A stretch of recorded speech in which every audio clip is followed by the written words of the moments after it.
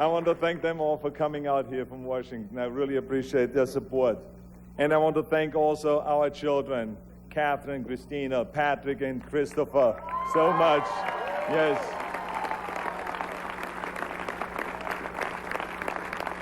I want to thank them for being so understanding, even though they ask me every day, when is this campaign going to be over? When? I know. That's what I tell them. It is over. So I really appreciate their understanding.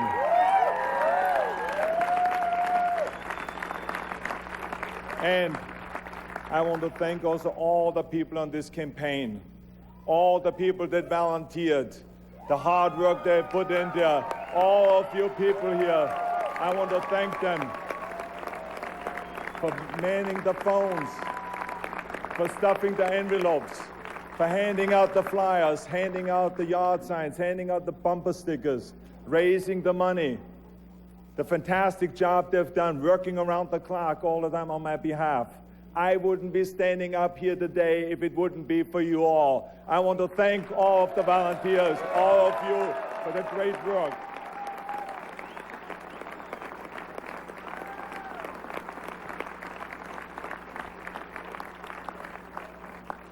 I want to also thank the people of California.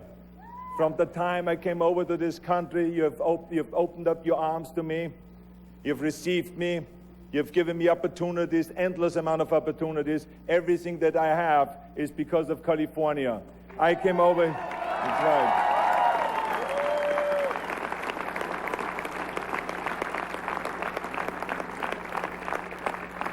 I came here with absolutely nothing, and California has given me absolutely everything.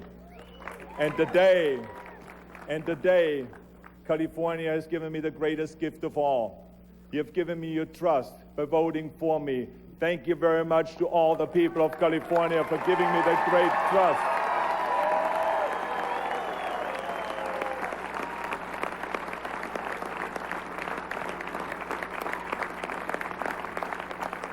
And let me tell you something, I will do everything I can to live up to that trust. I will not fail you. I will not disappoint you, and I will not let you down.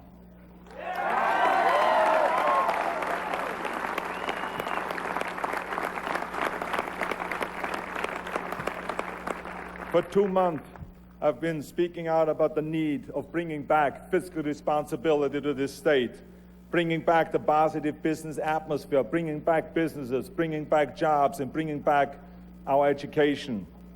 And very important that we need to bring back the trust in the government itself.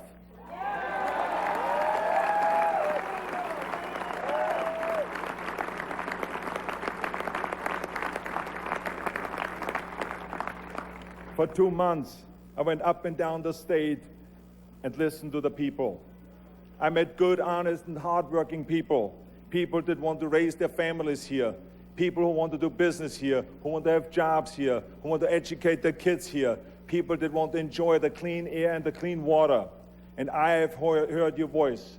I have heard your voices loud and clear. We have tough choices ahead. The first choice that we must make is the one that will determine our success. Shall we rebuild our state together? Or shall we fight amongst ourselves, create even deeper division, and fail the people of California? Well, let me tell you something. The answer is clear. For the people to win, politics as usual must lose.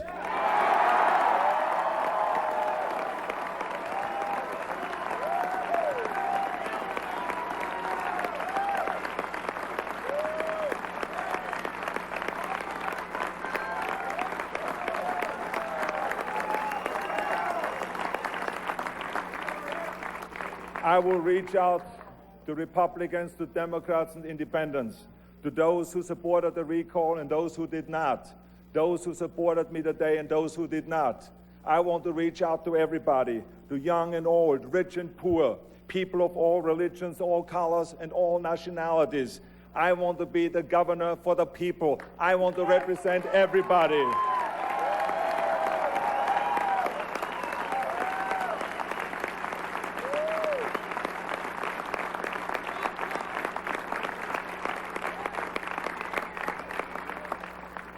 I just received a gracious phone call from Governor Davis. Yes, a very gracious phone call from Governor Davis, who promised me that he would, gracious phone call from Governor Davis, okay? I really appreciated that call because he promised me that he would work hard to make this transition smooth. And I really appreciated that phone call, yes.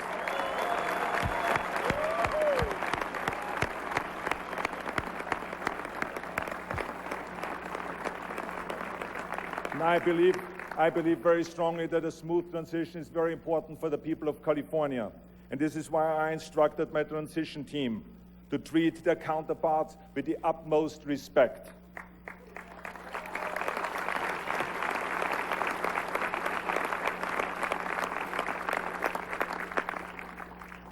I will call tomorrow the leaders of the legislators, both Democrats and Republicans, and I will let them know that my door will always be open, that I want to work with them together for the good of California.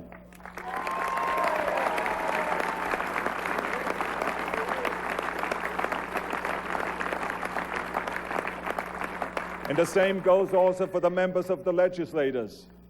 It doesn't matter if they're to the left or to the right or to the center. I extend my hand to them. I want to work with you. I need your help.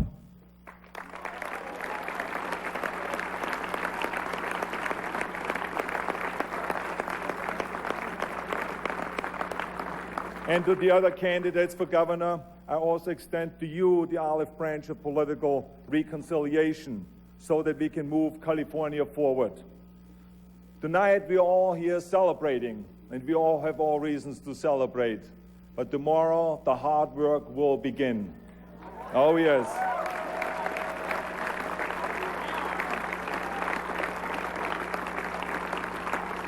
And in closing, I want to say something to you that I've been saying for the last 2 months, traveling up and down the state. I want to be the people's governor. I want to represent everybody. I believe in the people of California, and I know that together we can do great things.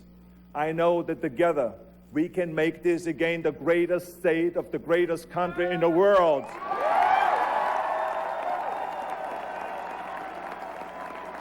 Thank you very much. Thank you. And God bless all of you. Thank you.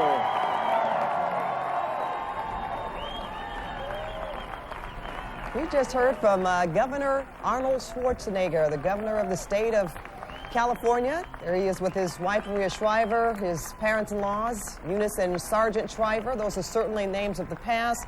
In fact, most of the people behind him, he said, are from the Shriver clan, so certainly relatives of the Kennedys.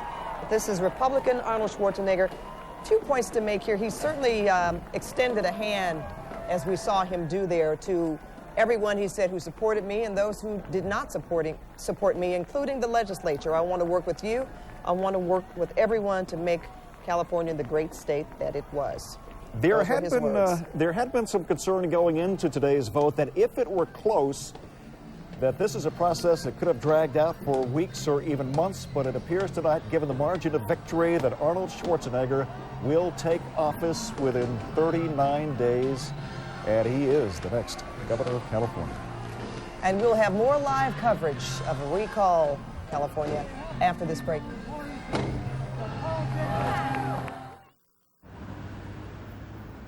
How to make a big splash. He's been practicing that since some of the very first movies he's been in. He knows about putting on a show, and he's done that. Now he's going to have to show the voters that it is more than just show, that there is some substance behind what he has been proposing. He's going to have to give and show some details in terms of how he's going to deal with the many problems the state faces, where the cuts will be made, and see how things go. Well, throughout the recall campaign, we've had visits from former Republican candidate for governor Bill Simon and Democrat Antonio Villaraigosa, who is with the LA City Council. These are both men who have run campaigns. They've been on either side of those gracious phone calls that have gone out on election night. Right now, they join Eyewitness News reporter Adrian Alpert to talk about tonight's results. Folks? Mark, we could talk about this for the rest of the evening, Mark and Michelle, but I think that we'll be talking about this for several days to come, what all this means. But facing off one last time in this race for governor, Antonio Villaraigosa, a Democrat, and Republican Bill Simon. Good evening, gentlemen. First of all, to both of you, and to start first with Mr. Simon, why did Gray Davis lose? You know, I think fundamentally it's because he lost the trust of the people, you know, more than anything else. You know, I ran against Gray Davis last year, and I had a chance to see him up close and personal, and I think he's a hard-working fella, no question about it. But I think, unfortunately, for Gray Davis, he really lost the trust of the people with respect to the budget, with respect to certain other areas of government that I think were on the people's minds. Mr. Villaraigosa, what could you say about that? Well, I think people are angry. They feel that government's not representing them, that government isn't responding to their needs. The economy's in a tatter, as we heard earlier, and I think that there's a sense that there was time for a change. So, in other words, the voters are sending a message. One of the things that the governor-elect said just now was that we must not fight amongst ourselves. Seems to be a clear challenge to the legislature to put partisan politics aside. We know it is a Democratic-controlled legislature. Mr. Villaraigosa, you have tried to be on both sides of that aisle, too, as a leader up there. Can a governor do this? Well, I hope so. My congratulations to Mr. Schwarzenegger. I'm a big believer that when the people have spoken, that we have to respect that. I'm hoping that he will be able to reach out to Democrats and Republicans alike, that will be able to work together, because that's what the state needs right now. I can tell you, if they don't work together, if there's a continued partisanship, if we continue to be as polarized as we have in the past, that's not good for the state, and it won't be good for the future of our economy or the direction of the state. Mr. Simon, do you think that the governor-elect can pull together both sides of the aisle? You know, I think he can, but as Antonio said, it's going to be tough. You know, I think there's going to be emotions. Obviously, when you win and you lose, you know, you have conflicting emotions. And, you know, there are very large issues facing our state right now, principally budgetary issues, and there are sharply differing solutions, sharply differing proposals. And I think that it's going to take someone that's got a very strong personality, that's willing to work with people to make sure that we get the right result. But also willing to compromise. I mean, let's understand something. It takes 54 votes to pass a budget. California is one of 3 or 4 states in the nation that has a 2/3 threshold. So it's not just going to be the ability to cajole the other side. It's going to be the ability to get your own members to compromise. Mr. McClintock, a great friend and someone who I have a great deal of respect for, is proud of the fact that he's never voted for a budget. And yet the most important responsibility of any legislature is to put a budget together. So this is going to be a tough proposition. It means compromise. It means reaching out. It means looking and listening to the other side, not just you know, articulating your own view of the world. Do you think, though, that as we watch Mr. Schwarzenegger here being congratulated, he can pull together a transition team, completely flip the governor's office, and start to make some progress as quickly as he would like to promise? Well, I will say this. He has very competent people around him. These are people who are seasoned. They've worked in state government. Mr. Brulte, for instance, the Senate Majority Leader, is one of the most respected members of the legislature. I think they'll be able to put a team together, and I hope that they'll be able to work with both sides to make things work. And final word, Mr. Simon, do you think it's going to work quickly? Yeah, I think it will.